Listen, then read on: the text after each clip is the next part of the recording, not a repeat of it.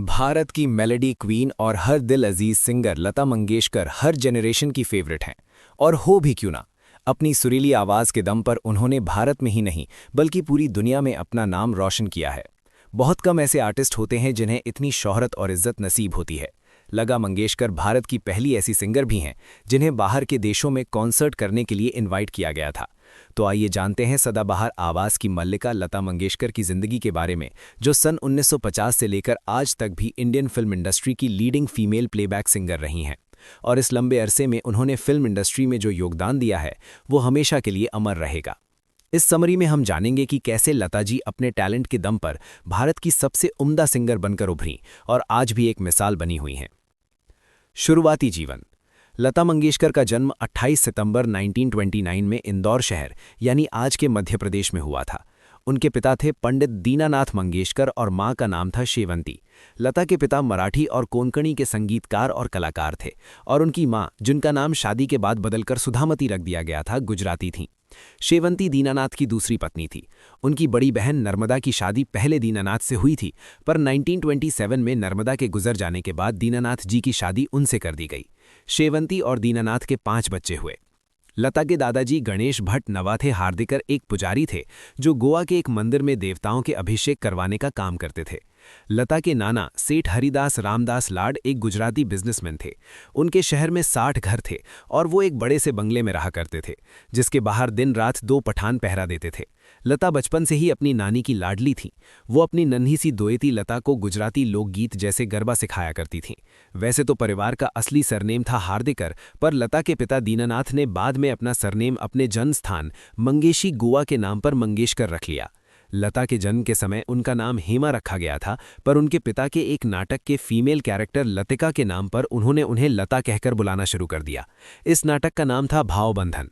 लता अपने भाई बहनों में सबसे बड़ी हैं।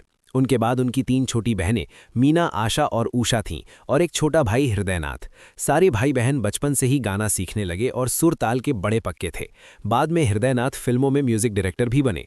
लता संगीतकारों के परिवार में पली बढ़ी थीं जहां संगीत और कला की पूजा होती थी। इस माहौल का लता के मन पर गहरा असर पड़ा। महज 4 साल की छोटी उम्र से ही लता के पिता उन्हें संगीत सिखाने लगे थे। संगीत सीखने के अलावा वो अपने पिता के नाटकों में भी काम करती थीं। स्कूल के पहले ही दिन लता स्कूल छोड़कर घर लौट आई थी। हुआ यूं कि वो 10 महीने की बहन आशा को अपने साथ स्कूल ले गईं, जिस पर स्कूल वालों ने सख्त ऐतराज जताया और लता को ये बात नागवार गुजर गई कि वो अपनी छोटी बहन को स्कूल नहीं ले जा सकती। बस फिर क्या था, उन्होंने स्कूल ही छोड़ दिया और इस तरह लता की स्कूली पढ़ाई कभी शुरू नहीं हो पाई। कुछ और सोर्सेस से पता चलता है कि लता इसलिए स्कूल वापस नहीं गईं क्योंकि वो दूसरे बच्चों को म्यूजिक सिखा रही थी और टीचर्स उन्हें ऐसा करने से रोक रहे थे। असल में लता अपने छोटे भाई बहनों में बेहद प्यार करती थीं और हर वक्त उनके साथ रहना चाहती थीं। खैर, बाद में उनके नौकर ने उन्हें थोड़ा बहुत पढ़ना लिखना सिखा दिया था। बचपन में लता को साइकिल की सवारी करना बहुत पसंद था, पर उनके पास साइकिल नहीं थी। उन्होंने 9 साल की उम्र में अपना पहला सिंगिंग परफॉर्मेंस दिया था। सिंगिंग को लेकर वो हमेशा से ही काफ़ी उत्सुक रही थीं। सिंगिंग करियर के शुरुआती दिन। लता जब 13 साल की हुई तो उनके पिता चल बसे। उन्हें दिल की बीमारी थी। उनके जाने के बाद मास्टर विनायक, जो एक मूवी कंपनी के ओनर और उनके पिता के दोस्त भी थे, उन्होंने लता के परिवार की जिम्मेदारी अपने सिर ले ली। वो लता को सिंगिंग और एक्टिंग में करियर बनाने के लिए सपोर्ट और एनकरेज किया करते थे। 1942 में लता को पहली बार एक मराठी पिक्चर में गाने का मौका मिला। ये पिक्चर थी किती हसाल और गाना था नाचू या गड़े खालू सारी मणि हौस भरी। लेकिन ऐन मौके पर फाइनल कट में उस गाने को फिल्म से हटा दिया गया। फिर उसी साल मास्टर विनायक ने लता को अपनी मूवी पहली मंगला गौर में एक छोटा सा रोल दिया। उसके 1 साल बाद लता ने एक मराठी मूवी के लिए अपना पहला हिंदी गाना गाया। गाने के बोल थे, माता एक सपूत की दुनिया बदल दे तू। मास्टर विनायक का हेडक्वार्टर बम्बई यानी आज के मुंबई में शिफ्ट हुआ तो लता का परिवार भी मुंबई चला आया। ये सन 1945 की बात थी। मुंबई आकर लता ने आगे की संगीत शिक्षा के लिए उस्ताद अमन अली से हिंदुस्तानी क्लासिकल म्यूजिक की ट्रेनिंग लेनी शुरू कर दी। मास्टर विनायक की पहली हिंदी मूवी बड़ी माँ में लता और उनकी छोटी बहन आशा को भी छोटा सा रोल दिया गया।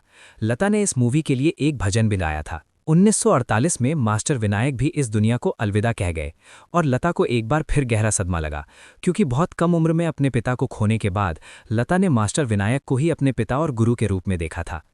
विनायक की मौत के बाद लता को एक गुरु के रूप में म्यूजिक डायरेक्टर गुलाम हैदर मिले, जिन्होंने लता की मुलाकात प्रोड्यूसर शशिधर मुखर्जी से एक नई उभरती हुई सिंगर के तौर पर करवाई। लेकिन मुखर्जी ने ये कहते हुए लता को रिजेक्ट कर दिया कि उनकी आवाज़ बेहद पतली है। गुलाम हैदर इस बात पर बड़े नाराज हुए और उन्होंने अनाउंसमेंट कर दी कि आने वाले वक्त में म्यूजिक डायरेक्टर और प्रोड्यूसर लता के घर के सामने लाइन लगाकर खड़े होंगे। लता को अपना पहला बड़ा ब्रेक मिला फिल्म मजबूर में, जिसमें उनका गाना था दिल मेरा तोड़ा मुझे कहीं का नहीं छोड़ा। लता आज भी गुलाम हैदर का शुक्रिया अदा करती हैं, जिन्होंने उन पर भरोसा दिखाया और उन्हें संगीत की तालीम दी। वो गुलाम हैदर को अपना गॉडफादर मानती हैं। लता ने अपने एक इंटरव्यू में बताया था कि करियर के शुरुआती दौर में उन्हें जानी मानी लेजेंडरी सिंगर नूर जहां की तरह गाने को कहा गया था, लेकिन कुछ ही सालों में उन्होंने खुद का अपना सिंगिंग स्टाइल डेवलप कर लिया। एक्टर दिलीप कुमार ने एक बार लता के उर्दू शब्दों को बोलने पर कुछ कमियां निकाली थीं। उसके बाद लता मंगेशकर ने उर्दू टीचर शफी से उर्दू की बाकायदा ट्रेनिंग ली। नूर जहां ने जब कम उम्र लता का गाना सुना तो वो बड़ी इंप्रेस हुई और उन्होंने लता को सलाह दी कि वो हमेशा ऐसे ही गाती रहें। दोनों सिंगर अच्छी दोस्त थीं और सालों तक एक दूसरे के टच में रहीं। लता के करियर के शुरुआती दौर में ही उनके कुछ गाने काफ़ी हिट हुए, जिनमें से एक था महल पिक्चर का आएगा आएगा आएगा आने वाला आएगा। महल पिक्चर 1949 में रिलीज हुई थी और मधुबाला जो इस फिल्म में लीड रोल में थी, उन पर यह गाना फिल्माया गया था। सिंगिंग करियर 1950 से 1970 के बीच। 1950 का दशक वो दौर था जब लता मंगेशकर ने उस वक्त के सारे मशहूर म्यूजिक डायरेक्टर्स के गाने गाए थे। इनमें अनिल विश्वास, शंकर जयकिशन, नौशाद अली, एस.डी. बर्मन, अमरनाथ जैसी महान हस्तियों के नाम शामिल हैं। उन्होंने एक श्रीलंकन फिल्म सेदा सुलंग में भी एक गाना गाया था, जो कि सिंघली भाषा में था और गाने के बोल थे श्रीलंका माँ प्रियाधारा जया भूमि। लता ने तमिल फिल्मों में भी अपनी आवाज़ दी। तमिल फिल्म वानरधम में उन्होंने अपना पहला गाना गाया था, जिसके बोल थे एंथन कन्नलन। इस महान अदाकारा के सामने भाषा की बंदिश जैसी कोई चीज़ मायने नहीं रखती थी। लता ने हिंदी के अलावा उर्दू, तमिल, सिंघली और कई और रीजनल भाषाओं में गाने गाए। उन्होंने नौशाद जैसे महान म्यूजिक डायरेक्टर के साथ कई बार काम किया और उनके अंडर में कई राग पर बेस्ड गाने भी गाए, जो हिंदी क्लासिकल म्यूजिक के गाने माने जाते हैं। लता ने जिन फिल्मों में प्लेबैक दिया था, उनमें से कुछ जानी मानी फिल्में हैं बैजू बावरा, अमर, उड़ान खटोला और मदर इंडिया। उस वक्त की सबसे फेमस म्यूजिक डायरेक्टर की जोड़ी थी शंकर जयकिशन की, जिन्होंने कई फिल्मों में लता से गाने गवाए, जैसे बरसात, आ, श्री 420 और चोरी। एस.डी. बर्मन जो अपने वक्त के बड़े मशहूर म्यूजिक डायरेक्टर थे, उन्होंने भी अपनी कई फिल्मों में लीड सिंगर के तौर पर लता को ही चुना, जैसे सजा, हाउस नंबर 44 और देवदास। फिर 1957 के दशक में लता और बर्मन के बीच कुछ तनातनी हो गई, जिसके चलते लता ने उनके साथ 1962 तक फिर काम नहीं किया। इसी दौर में लता को प्लेबैक सिंगिंग के लिए फिल्म फेयर अवार्ड भी मिला। मुगले आजम में उनका गाना जब प्यार किया तो डरना किया आज भी लोगों को बखूबी याद है। ये फिल्म मुगल शहजादे सलीम और शाही दरबार की एक मामूली नाचने वाली अनारकली के प्यार पर बनाई गई थी, जिसमें मधुबाला और दिलीप कुमार लीड रोल में थे। लता का एक और बड़ा पॉपुलर गाना था अजीब दास्तां है ये, जिसे कंपोज किया था शंकर जयकिशन ने, और ये गाना फिल्माया गया था मीना कुमारी पर। लता सफलता की ऊंचाइयों को छू रही थी, जिसके चलते उन्हें अपने गाने कहीं दीप जले कहीं दिल के लिए एक और फिल्म फेयर अवार्ड मिला। 1962 में भारत चाइना युद्ध के वक्त लता का एक देशभक्ति गीत रिलीज हुआ, ऐ मेरे वतन के लोगों। लता ने ये गाना देश के पहले प्राइम मिनिस्टर जवाहरलाल नेहरू के सामने गाया था, जिसे सुनकर नेहरू जी की आंखों में आंसू आ गए थे। इसी दौर में लता और एस.डी. बर्मन के बीच की तकरार भी खत्म हो गई और 1963 में दोनों ने एक बार फिर साथ काम किया। 1960 में लता ने एक और मशहूर कंपोजर जोड़ी लक्ष्मीकांत प्यारेलाल के लिए गाना शुरू किया। लता मंगेशकर और लक्ष्मीकांत प्यारेलाल की जोड़ी ने 35 सालों में करीब 700 से भी ज़्यादा गाने रिकॉर्ड किए। अपने खूबसूरत गानों की बदौलत लता को अपना तीसरा फिल्म फेयर अवार्ड भी मिला। 1967 में लता ने कन्नड़ भाषा में अपना पहला गाना गाया था, जिसे लोगों ने खूब सराहा था। लता ने फिल्म इंडस्ट्री के लगभग सभी महान गायकों के साथ गाने गाए, जैसे किशोर कुमार, मोहम्मद रफ़ी, मुकेश और मन्ना डे। उनकी जिंदगी में एक छोटा सा दौर ऐसा भी आया जब लता और रफ़ी के बीच कुछ अनबन हो गई थी। लता गानों की रॉयल्टी के लिए 50% शेयर डिमांड कर रही थी और चाहती थी कि रफ़ी उन्हें सपोर्ट करे, लेकिन रफ़ी को लगा था कि लता ने शायद गाने की फीस को स्वीकार कर लिया है। बस इसी बात पर दोनों के बीच गलतफहमी पैदा हो गई और दोनों ने एक दूसरे के साथ गाने से इनकार कर दिया। फिर जब म्यूजिक डायरेक्टर जयकिशन ने उनके बीच सुलह कराई, तब जाकर बात बनी। सिंगिंग करियर 1970 से 1990 तक। 1970 में मीना कुमारी की आखिरी फिल्म आई थी। एस.डी. बर्मन की भी आखिरी फिल्म रिलीज हुई थी। इन दोनों की ज़्यादातर फिल्मों के गाने लता मंगेशकर ने ही गाए थे, जो बहुत मशहूर हुए थे। इन गानों में से चलते चलते इन्हीं लोगों ने रंगीला रे, खिलते हैं गुल यहाँ और पिया बिना जैसे गाने लोगों ने खूब पसंद किए, जिन्हें आज भी लोग बड़े चाव से सुनते हैं। 1970 में लता मंगेशकर के कई और गाने फेमस हुए, जिन्हें लक्ष्मीकांत प्यारेलाल ने कंपोज किया था।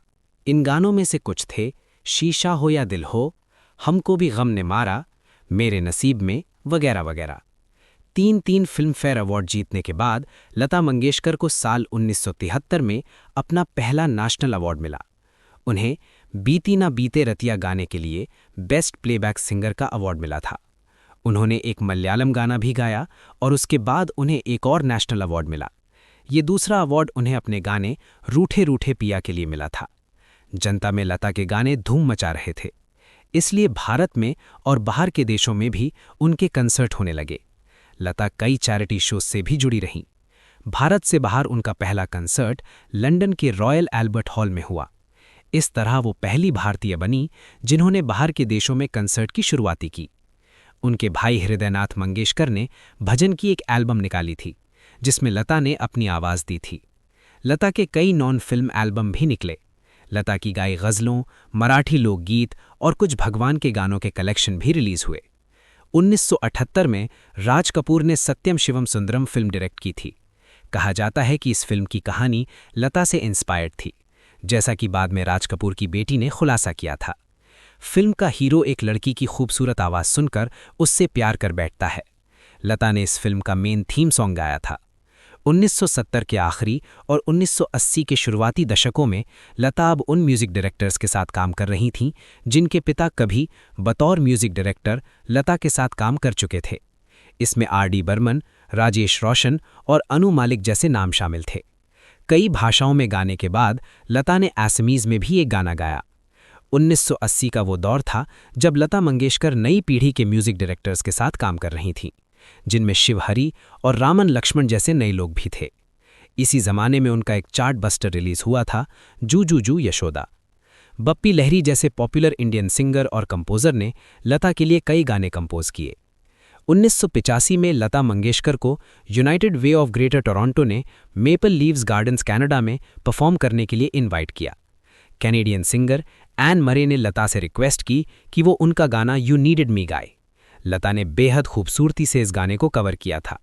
ऑडियंस में करीब 12,000 लोग मौजूद थे और इस इवेंट से $50,000 की कमाई हुई थी और ये सारा पैसा चैरिटी को दे दिया गया। सिंगिंग करियर 1990 से 2010 तक। 1990 के दशक में लता मंगेशकर को जतिन ललित, अनु मलिक, AR रहमान, आनंद मिलिंद, नदीम श्रवण जैसे टैलेंटेड डायरेक्टर्स के साथ काम करने का मौका मिला।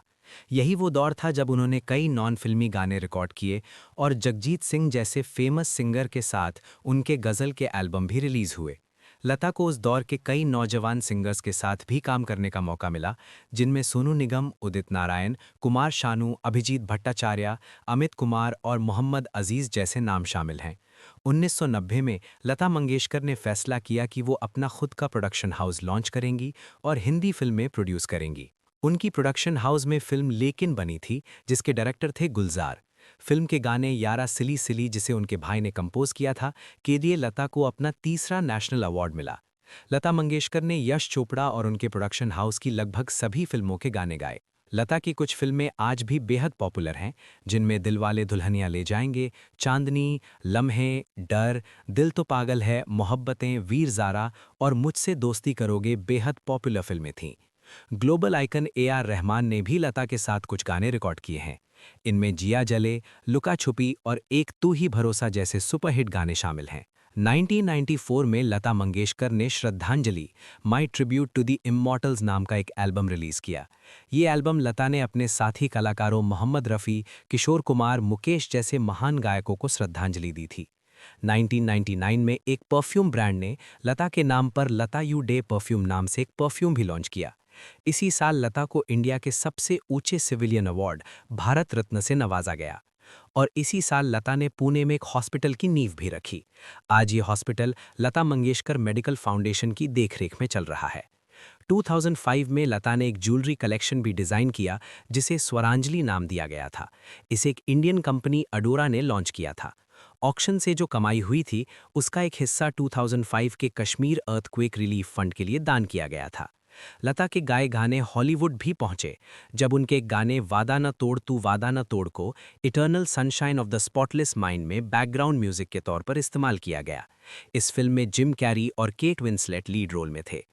2012 में लता ने अपना म्यूजिक लेबल LM लॉन्च किया। इसमें उन्होंने अपनी छोटी बहन उषा के साथ भजन की एल्बम निकाली थी। Bengali career, non singing career और पर्सनल लाइफ। लता मंगेशकर ने बंगाली सिनेमा में भी अपना करियर बनाया था, जहां उन्होंने बंगाली भाषा में 185 गाने गाए। उनका पहला डेब्यू बंगाली गाना था प्रेम एके बारी एश्चिलो नॉयरोबी। हिंदी, उर्दू, मराठी, कन्नड़, एस्मीज, सिंगरी और मलयालम में गाने के बाद उन्होंने एक के बाद एक हिट बंगाली गाने गाए। लता ने दूसरे सिंगर्स के साथ भी कोलैबोरेशन में गाने गाए। अपनी छोटी बहनों आशा और उषा के अलावा उन्होंने मोहम्मद रफ़ी, महेंद्र कपूर, मुकेश, हेमंत कुमार, किशोर कुमार और मन्ना डे के साथ भी डुएट गाए। आज इनमें से ज़्यादातर सितारे दुनिया छोड़कर जा चुके हैं। 1976 में मुकेश की डेथ हुई थी और साल 1980 भी लता के लिए कुछ कम चैलेंजिंग नहीं था, जब मोहम्मद रफ़ी और किशोर कुमार की मौत हुई थी। मोहम्मद रफ़ी का आखिरी डुएट गाना लता के साथ ही था।